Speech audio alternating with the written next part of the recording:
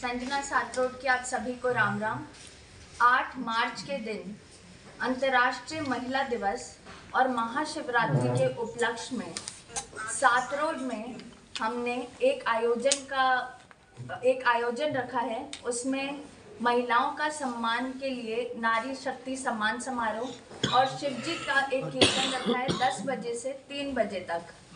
और इसमें भंडारे का भी प्रोग्राम है। जो जिनका व्रत होगा उनके लिए फल फ्रूट की व्यवस्था है, जिनका व्रत नहीं होगा उनके लिए भंडारा है। तकरीबन 5000 से 6000 लेडीज उधर पहुंचेंगी। क्योंकि ये महिला दिवस है तो मातृशक्ति का उधर मौजूद होना बहुत ज़रूरी है। आज के दिन हम महिला दिवस मना रहे हैं, लेकिन इस महिला दिवस को मनाया क्यों जाता है? पूरे विश्व में जो महिलाओं ने बलिदान दिए हैं, संघर्ष किए हैं, वो 8 मार्च के दिन उसको एक सिंबॉलिकली सेलिब्रेट किया जाता है कि कैसे उन्होंने अपने मतदान का अधिकार पाया, कैसे उन्होंने अपने काम करने का अधिकार पाया, कैसे उन्होंने सामान्य अधिकारों की लड़ाई लड़ी है। इस बात पे मैं एक बात अपने भारत देश के लिए ज़रूर कहना चाहूँगी। हमारा भारत देश एक ऐसा देश है, जब हमें हमारी स्वतंत्रता मिली, जब हम गणतंत्र बने, हमारा संविधान लागू हुआ, तो भारत देश एक ऐसा देश था जिसने महिलाओं को सामान्य अधिकार पहले दिन से दिए। तो उसके लिए मैं बहुत एक प्राउड इंडियन मुझे ऐसा गर्व महसूस होता है एक भारतीय होने पर। और इसी के उपलक्ष्य में आप सभी भी आमंत्रित हैं कि उधर पहुँचें।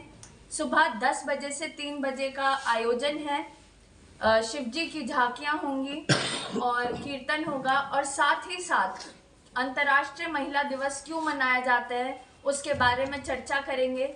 और उसके साथ ही साथ आप सभी को इसलिए भी आमंत्रित करती हूँ कि आप उधर पहुँचेंगे और अपनी बहू, बहन, बेटी, जो भी आप मुझे मानते हैं, मुझे आशीर्वाद देने ज़रूर आएंगे। धन्यवाद। कितनी महिलाओं प्रोग्राम रखा गया, कितनी महिलाओं को सम्मानित किया जाएगा और किन क्षेत्र की महिलाओं को सम्मानित किया जाएगा? बरवाला क्षेत्र में जितनी भी महिलाएं हैं सबका निमंत्रण है।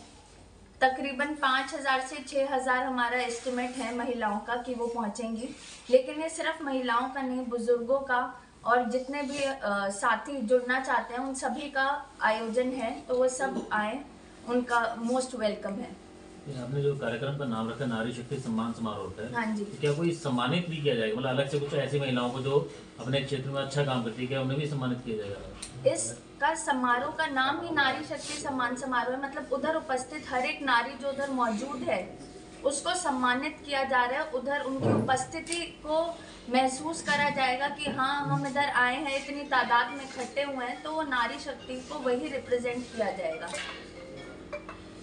उसके अलावा जिन्होंने भी कोई अचीवमेंट करी है उनको अलग से स्टेज पे उनका एक्नॉलेजमेंट होगा।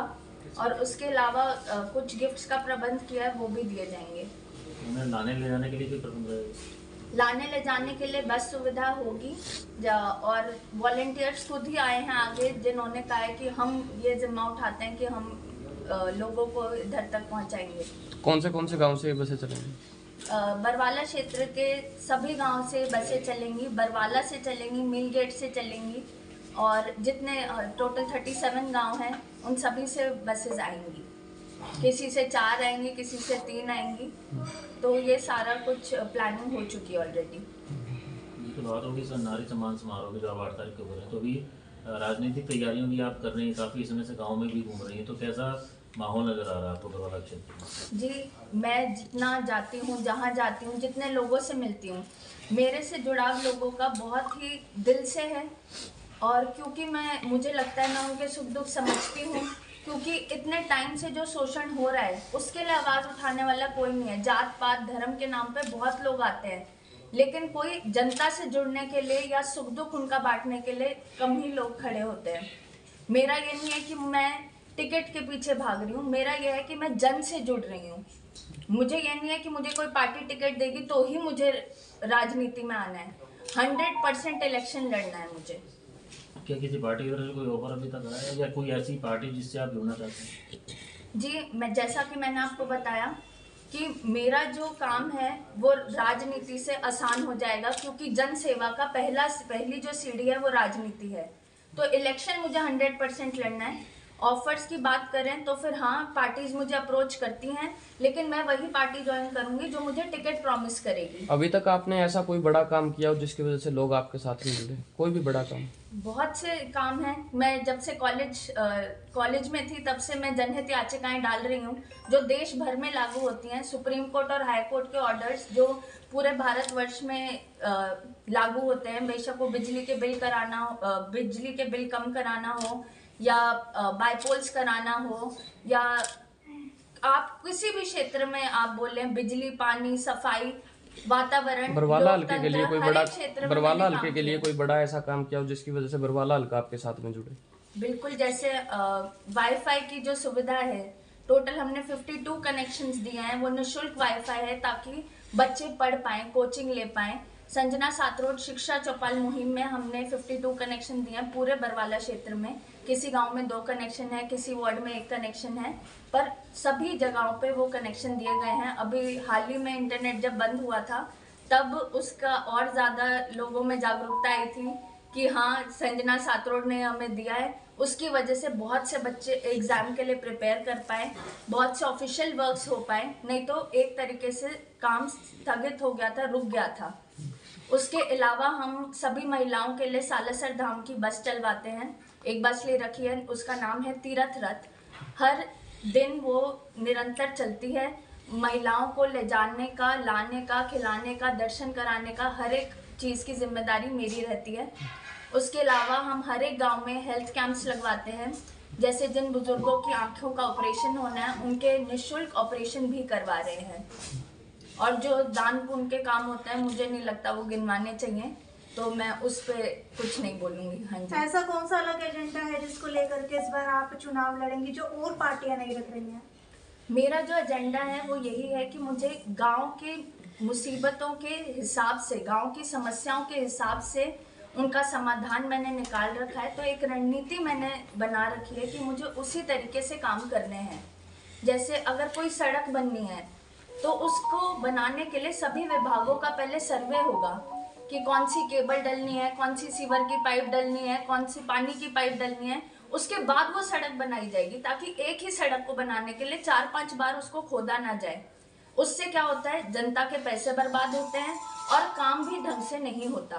तो अगर कोई भी काम करना है तो उसको पक्का काम करना है, क्योंकि एक चीज़ है जो मैं लिख कर दूंगी, अगर जैसे ही मुझे पद मिलता है, मेरे घर में कोई भी सरकारी पैसा नहीं आएगा।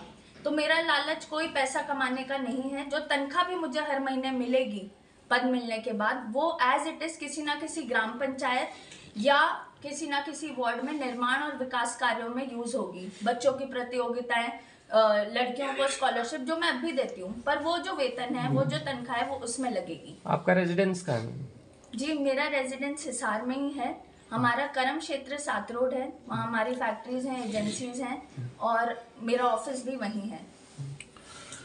जो नंबर आप फिर क्या अगर बरवाला क्षेत्र के अंदर काम करना होगा तो आप हिसार से बरवाला अप डाउन करेंगी या उसके बाद बरवाला ही रहेंगी? जी, हिसार और बरवाला में ज़्यादा अंतर नहीं है। मैं हर रोज़ वो कर ही रही हूँ। मेरा दिन के 16 घंटे क्षेत्र में मैं रहती हूँ, घर सिर्फ सोने आती हूँ मैं।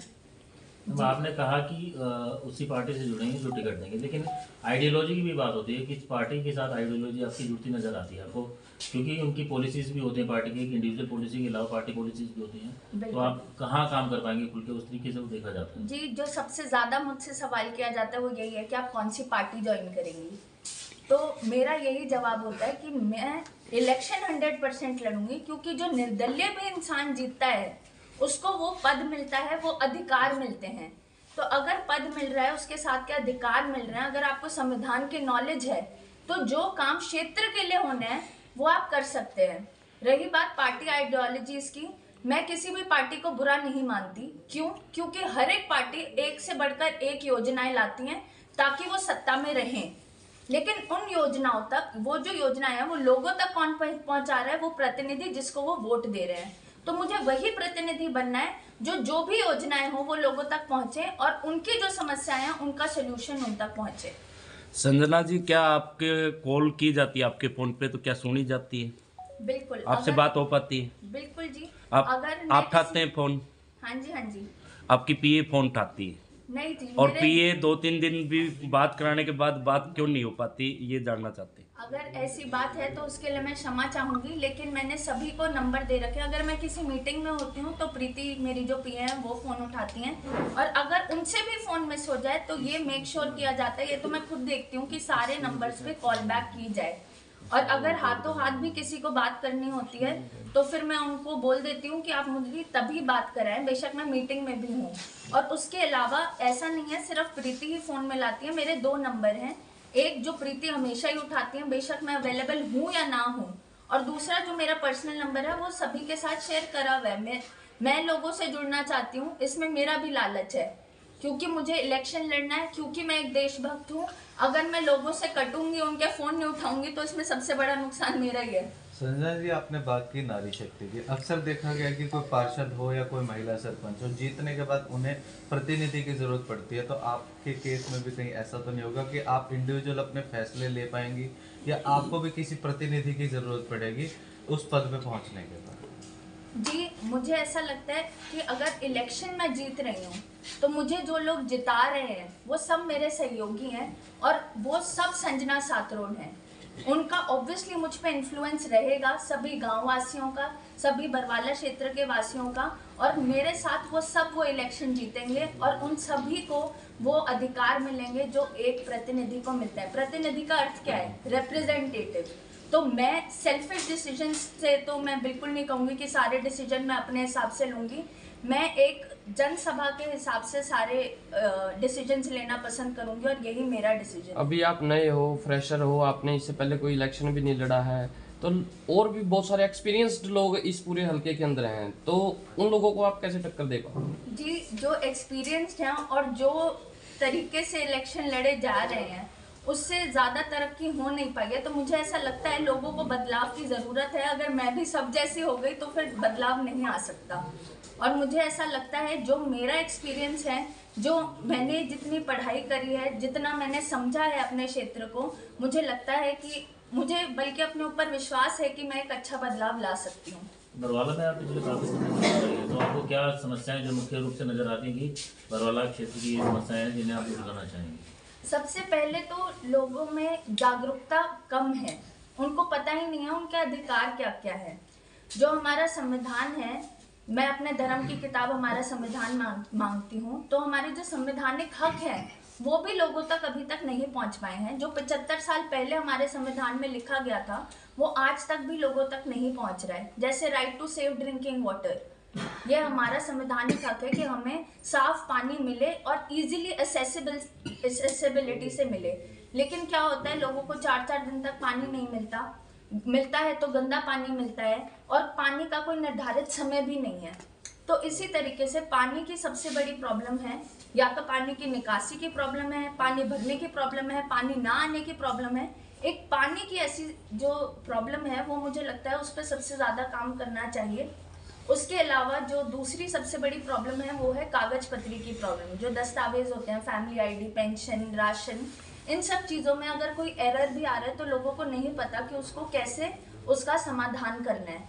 मैं कहीं पे भी जाके कोई भी झूठे वादे नहीं करती कि मैं बन गई तो मैं ये करूँगी, मैं वो करूँगी, लेकिन मैं लोगों को जो सच्ची बातें हैं उनसे अवगत कराती हूँ। जो समस्याएं हैं और जो एक एमएलए का अधिकार होता है, वो जो सारे काम कर सकता है, वो मैं लोगों को ज़रूर बताती हूँ कि हाँ मेरे पास ये अधिकार आएगा और ये चीज़ें मैं करूँगी। ये पानी की प्रॉब्लम सिर्फ एक हल्के की नहीं है मैम, पूरे इंडिया की प्रॉब्लम है, और हरियाणा की तो खास तौर के ऊपर SYL की भी मांग है, आपको पता होगा, क्या कहोगे?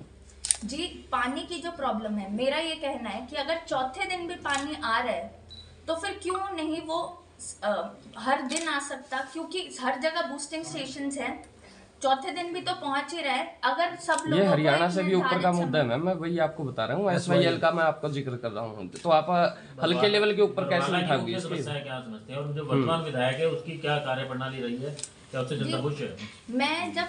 मैं किसी और को, अपने विपक्षियों के लिए कोई कमेंट नहीं करती, क्योंकि जो काम कर रहे हैं वो दिख रहा है, प्रत्यक्ष को प्रमाण की जरूरत नहीं है। रही बात पानी की, जब हमें कोई पद मिलता है तो हर एक चीज का, चाहे कोई भी समस्या हो, उसका निवारण होता ही है।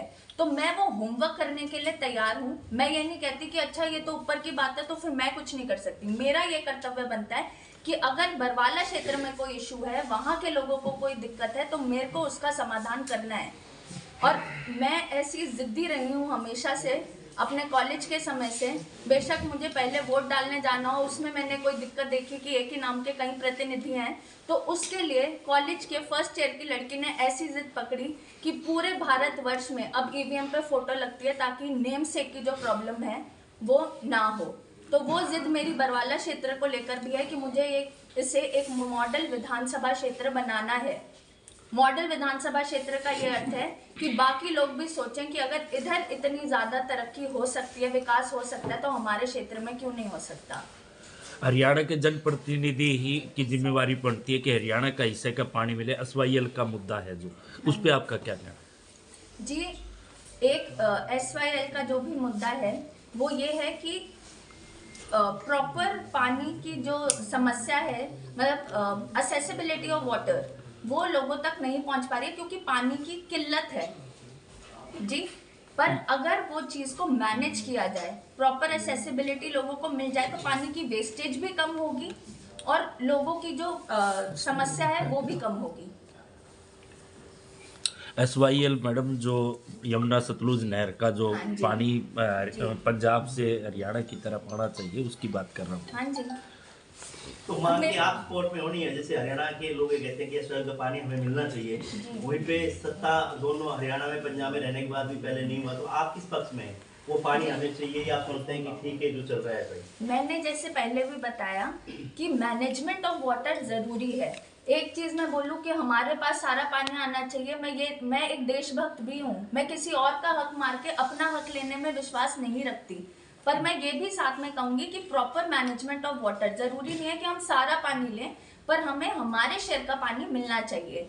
तो यही मैंने पहले आंसर दिया था कि प्रॉपर मैनेजमेंट जरूरी है और मैनेजमेंट एक प्रतिनिधि ही कर सकता अब है। काफी किसान बॉर्डर के ऊपर बैठे हैं, हरियाणा के काफी लोग जो है वो पानी मांग रहे हैं कि भाई हरियाणा का हक जो है वो उसको मिलना चाहिए। तो अब आप किसानों की तरफ हैं कि उनको MSP दी जाए या फिर उससे पहले हरियाणा का हक उनको दिया जाए जो पानी उनको चाहिए, किसकी तरफ है? ये सवाल उसी तरीके का है कि आप पानी ज़्यादा जल्दी प्रोवाइड कराना चाहते हैं, लोगों को अन्न जल्दी पहुंचाना चाहते हैं। दोनों चीज़ें बहुत ज़्यादा अहम हैं, बहुत ज़्यादा नेसेसरी हैं और दोनों चीज़ों पे साथ साथ काम किया जाना चाहिए। किसानों की MSP भी बहुत ज़रूरी है और लोगों के पास पानी पहुंचना भी बहुत ज़रूरी है। इसमें से किसका पड़ना ज़्यादा भारी या किस पे पहले अटेंशन देनी चाहिए वो नहीं होता। मल्टीटास्किंग करनी बहुत ज़रूरी है। एक जगह कहीं दंगे हो रहे हैं और एक जगह कहीं किसी चीज़ की कमी की वजह से लोग मर रहे हैं, तो दोनों जगह लोग मर रहे हैं, दोनों जगह इक्वली अटेंशन देनी पड़ेगी। हर हल्के के मुद्दे अलग होते हैं, लेकिन अभी तक आप बरवाला के मुद्दे नहीं बता पाएंगी। बरवाला की समस्याएं मुख्य क्या हैं? जी, बरवाला की मैं आपको गांव के हिसाब से समस्याएं बता सकती हूँ। मैंने एक डायरी तैयार कर रखी है, हर एक गांव की जो जो समस्याएं हैं उनका समाधान करके उनकी रणनीति बना रखी है। बरवाला जो शहर है उसकी जो मुख्य समस्याएं हैं वो है पानी भरने की। जो बरवाला शहर है वो निचली हिस्से पे है, आप कितनी ऊंची सड़कें उठा लो तो भी उधर पानी भरेगा, और अगर वो सड़कें ऊपर हो गई तो वो घरों में भरेगा, गलियों में भरेगा। तो बरवाला की जो सबसे बड़ी समस्या है वो पानी की ही है। अगर आप उसमें बड़ी सीवर पाइप्स डालें जहाँ पे पानी की निकासी रहे तो वो चीज़ थोड़ी कम हो सकती है, और अगर वो पानी नहीं भरेगा तो हो सकता है कि वहाँ की सड़कें भी ना टूटें। अगर वो पानी नहीं भरेगा हो सकता है उधर जो पानी फ्रेश वाटर सप्लाई की जो पाइप्स हैं वो ना गलें तो लोगों तक पानी भी पहुंचे। उसी तरीके से जो गांव की समस्या मैंने आपको बताया था, कागज पत्री की सबसे ज़्यादा समस्याएं हैं। उसके अलावा बिजली के हाई रेट्स जो हैं लोगों के पास आ रहे हैं, गलत बिल अगर लोगों के पास पहुंचते हैं उनकी फैमिली आईडी में वो फीड हो जाते हैं, उससे उनकी इनकम बढ़ जाती है, उससे उनके राशन कार्ड कट जाते हैं। तो एक बहुत विशिष्ट साइकिल बन चुकी है और इस चीज़ पे मैंने एक रणनीति तैयार कर रखी है। बस मुझे ऐसा लगता है कि काम बहुत ज़्यादा है और टाइम बहुत कम है, तो मैंने इसीलिए गांव स्पेसिफिक रणनीतियां बना रखी हैं कि किस गांव में क्या समस्या है, उसके लिए पहले वो काम किया जाएगा। ये तो बात की होगी मैम। उससे पहले एक और भी है कि बर्फ ज़्यादा गिर चुकी है, किसान परेशान है, गिरदावरी हो नहीं रही है, तो क्या कहोगे? जी, 6 महीने पहले भी मैं किसानों के साथ, उन्होंने कोर्ट के सामने ही धरना लगा रखा था कि उनको कंपनसेशन जो इंश्योरेंस होती है वो नहीं मिल रही है। उसमें भी मैं उधर पहुंची थी उसके इंश्योरेंस के पैसे तो आए नहीं थे। अब जो ओले पड़ने की वजह से उनकी जो फसल खराब हुई है वो थर्ड फेज ऑफ फसल, मतलब एक फसल खराब हो गई, दूसरी खराब हो गई, अब तीसरी भी खराब हो गई और अभी तक उनकी जो लड़ाई है वो पहली कंपनसेशन के लिए ही चल रही है। तो इसके लिए मैं यही कहना चाहूँगी कि मैं अपने सभी किसान भाइयों के साथ हूँ। हम कितने भी एडवांस हो जाएं, कितने भी आगे पढ़ लें, कुछ भी कर लें, पर अन्नदाता किसान ही रहेंगे और उनके साथ मैं हमेशा खड़ी हूँ। सातरोड के काफ़ी लोग हैं मैम जो मेरे को मिलते हैं, मैं भी बेसिकली सातरोड से ही हूँ। हाँ जी। उनका ये कहना है कि आप सातरोड में तो नहीं रहते हो, लेकिन सातरोड का नाम इंपोर्ट करके आपने अपने साथ में लगा रखा है। जी, मैंने सातरोड का नाम 2 वजह से लगा रखा है। पहला कि मैं नहीं चाहती कि मैं एक गोद लेकर आगे बढ़ूँ। मैं चाहती हूँ कि लोग मुझे अगर पूछें कि आपका गोद क्या है तो मैं उन्हें बता पाऊँ कि मेरा गोद इंसानियत है। तो उस चीज़ को हटाने के लिए एक सातरोड लिखा है। और दूसरा, मैं चाहे जो भी काम करूं, बेशक वो तीर्थ रथ चलाना हो, वाईफाई लगाना हो या कोई भी मेरा जन सेवा का काम हो, उसमें मेरे साथ साथ उस क्षेत्र का भी, उस गांव का भी नाम हो रहा है जहां से वो सारे काम मैं कर रही हूँ। मेरा जो कार्यालय है, हमारी जो कर्म भूमि है, जहाँ से हमारा घर चलता है, जहाँ से मैं जन सेवा कर पा रही हूँ, वो जो गांव है वो सातरोड है। तो मुझे ऐसा लगता है कि सातरोड को वो इज्जत प्रदान करना मेरा कर्तव्य बनता है। ये तो आप बरवाला भी लगा सकते थे। जी बिल्कुल। मैं मेरे से जब पूछते हैं कि सातरोड क्यों लगाया आपने, बरवाला क्यों नहीं लगाया, तो सातरोड का यही खास बात है कि वहाँ से मैं काम कर रही हूँ, वहाँ से मेरा घर चल रहा है, वहाँ से हमारा सारा काम चल रहा है, तो फिर उसको पहला हक मैं देती हूँ सातरोड को, और ये मैं खुल के देती हूँ। लास्ट कोई मैसेज देना चाहते हैं? लास्ट में मैं बस यही मैसेज देना चाहती हूँ कि मुझे बहुत अच्छा लगता है अगर मुझसे सवाल किए जाते हैं, उससे मुझे ये भी पता चलता है कि मुझे और क्या क्या सीखना है, क्योंकि जीवन बहुत छोटा है और सीखने को पूरा मतलब इतना सब कुछ है कि पूरे जीवन मतलब 100 जन्म भी कम पड़ जाएंगे। तो जिस दिन मैं कुछ नया सीखती हूँ, मुझे ऐसा लगता है कि मेरा आज का दिन सफल रहा। और आप सभी मीडिया भाइयों का, बहनों का धन्यवाद करती हूँ कि आप मुझे हमेशा कुछ ना कुछ नया सिखा के जाते हैं। और उसी के साथ मैं आप सभी को एक बार फिर रिमाइंड करना चाहती हूँ कि 8 मार्च को ज़रूर पहुँचें। अंतर्राष्ट्रीय महिला दिवस और महाशिवरात्रि के उपलक्ष्य में जो नारी सम्मान समारोह हमने रखा है, उसमें मातृशक्ति का होना बहुत ज़रूरी है, तो एक बार ज़रूर पहुँचें। धन्यवाद।